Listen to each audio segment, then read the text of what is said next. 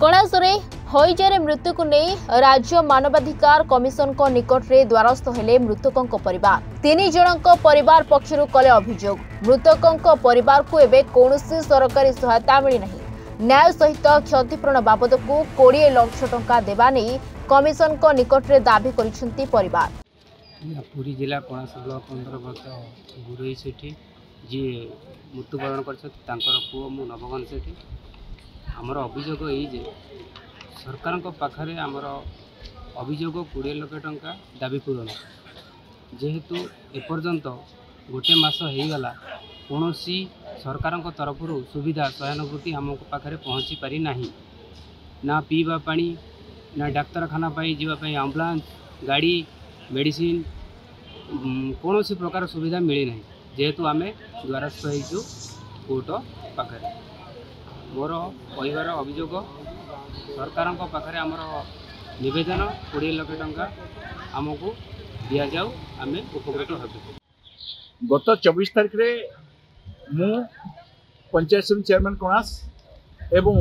Vice chairman सत्यवादी आम गोटे केस फाइल करूँ केस नंबर हूँ 281/2025। धन्यवाद देवी राज्य मानवाधिकार कमिशन को सेमाने जल संपद स्वास्थ्य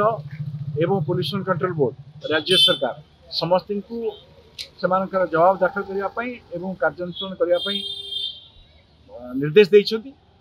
आमे जो मरी जो माने मृतक से परिवार को क्षतिपूरण देवाई कहूँ से माने मात्र 2 जन एवं परवर्ती अवस्था 4 जन एवं आज सुधा 5 जन लोक मरे प्रथम 10 जन लोक आक्रांत होते एवं जोड़े पंचायत को सीमित था किंतु बर्तमान 5टी 6टी पंचायत आक्रांत है 250 रु अधिक लोक मृतक ये 250 रु अधिक लोक से पीड़ित है एवं 5 जन लोक मला परे मध्य राज्य सरकार जिला प्रशासन निज भांग आज के प्राय 30 दिन होगला 2 तारीख आरंभ कर हिसाब हम 28-30 दिन होगला 20 दिन 21 दिन पर्यंत ना जिलापाल ना स्वास्थ्य सचिव ना सीडीएमओ ना जनप्रतिनिधि स्थानीय जनप्रतिनिधि यही से अंचल को गले एवं लोक जो डहक विकल अवस्था अच्छा किए कणास डाक्तरखाना किए राजधानी कैपिटल हॉस्पिटल किए आईडीएच हॉस्पिटल पुरी रे किए हेडक्वार्टर हॉस्पिटल पुरी रे किए खोर्धा हॉस्पिटल रे किए एम्स रे किए सम रे यही भाव में लोक खर्चांत हेले ना आम्बुलांस अच्छी ना गाड़ी अच्छी ना माने टैबलेट अच्छी ना इंजेक्शन अच्छी ना सालाइन अच्छी ना डाक्तर अच्छा या तो दुर्भाग्य कथा दुखदायक कथा कौन थी पारे राज्य सरकार अपारगता कारण एवं जिला प्रशासन स्थाणुता कारण आज 5-5टा अमूल्य जीवन निरीह जीवन कणास अंचल चलीगला मुझे गभीर दुख प्रकाश करुच्ची एवं माने राज्य सरकार के कार्य को दृढ़ निंदा करुच्ची भी आज दिन आज यही मुहूर्त में कैपिटल हॉस्पिटल रे एम्स हॉस्पिटल रे लोक अच्छा पर दिन जागुड़ीपदर सपनी बेहरा सी भी मरीगले ये जो मैंने ठिया होती आप 4टी परिवार से आगुरी 6 तारीख मरवा आरंभ है 6, 13, 18 एवं गला परदिन सुधा ये क्रमागत चली राज्य सरकार दिशुनी। तेबे कणास ब्लॉक रे एबे सुधा नुआगाँ नईकुलिया पठा और जागुड़ी पदर ग्रामर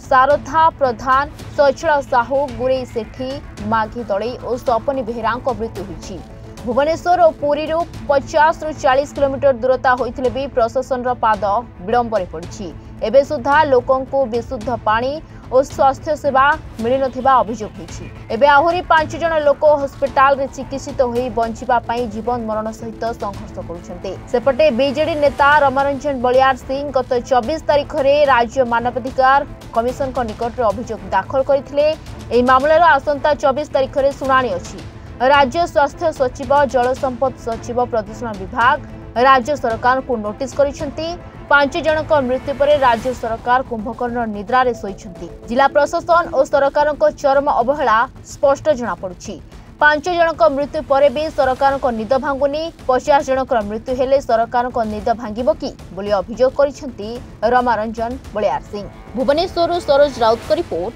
रिपोर्टर्स टुडे।